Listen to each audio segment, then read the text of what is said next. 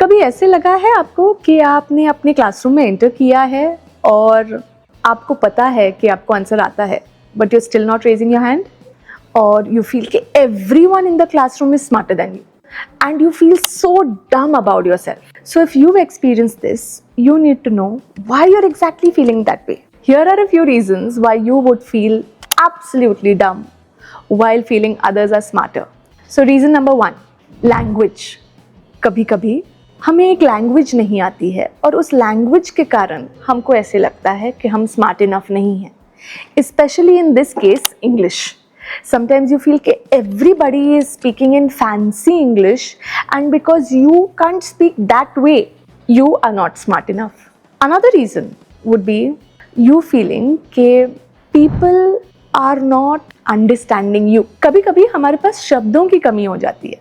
We don't know how to articulate ourselves. And जब ये gap होता है तो जो बाकी के लोग होते हैं उनको समझ में नहीं आता है हमको क्या बोलना है, और उसकी वजह से कभी कभी हमको ये feeling of being less smart आ जाती है. अनदर रीजन, समटाइम्स हम लोग एक ग्रुप डिस्कशन में होते हैं, ग्रुप प्रोजेक्ट में होते हैं, और तब ऐसा होता है कि हमारे पॉइंट्स किसी ने ऑलरेडी बोल दिए हैं, किसी ने ऑलरेडी मेंशन कर दिए हैं, और उसके बाद हमारे पास बोलने के लिए और कुछ नहीं होता है, और तब हमें ऐसे फील होता है कि we are not smart enough. But actually there are few simple ways to deal with it.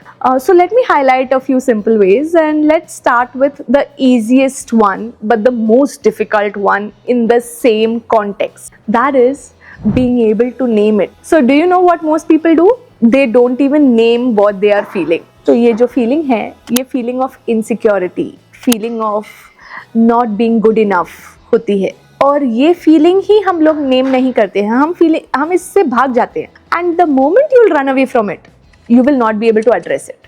So the first and the simplest technique is to be able to name what you're feeling. That's one. And एक बार आपने name किया तो you can't use it as an escape. You can't say, oh मेरा confidence कम है, नहीं मुझे लगता है सब मुझसे बेहतर है, मुझे try नहीं करना है, ये तो मेरी habit है. That is the second thing. Once you name it, you move ahead to address it and not run away from it. What do I mean by that? Simply understand कि you feel that way और उसके लिए proper solutions ढूंढो. Don't use it as an escape card कि ओ presentation नहीं, मैं तो बहुत shy हूँ ना, मैं presentation नहीं दे सकूँगी, या फिर ग्रुप डिस्कशन मैं तो इंट्रोवर्ट हूँ ना, इसके लिए मैं जाके टीचर से बात नहीं कर सकूँगी, आप में से ही कोई जाके बात कीजिए. And you'll see all this happening, you will know that the second point is not working well enough. Let me go to the third one. The third one is another easy way to deal with it.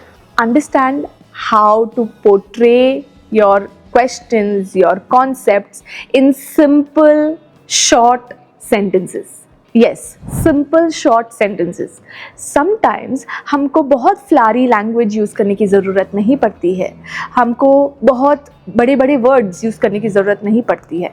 हम लोग simple questions frame करके भी अपने points put forward कर सकते हैं, and that is as impactful. अगर आपको लग रहा है कि ये इम्पैक्टफुल नहीं है तो you are mistaken. It can be as impactful. One simple way to deal with this is ask one question per day, answer one question per day.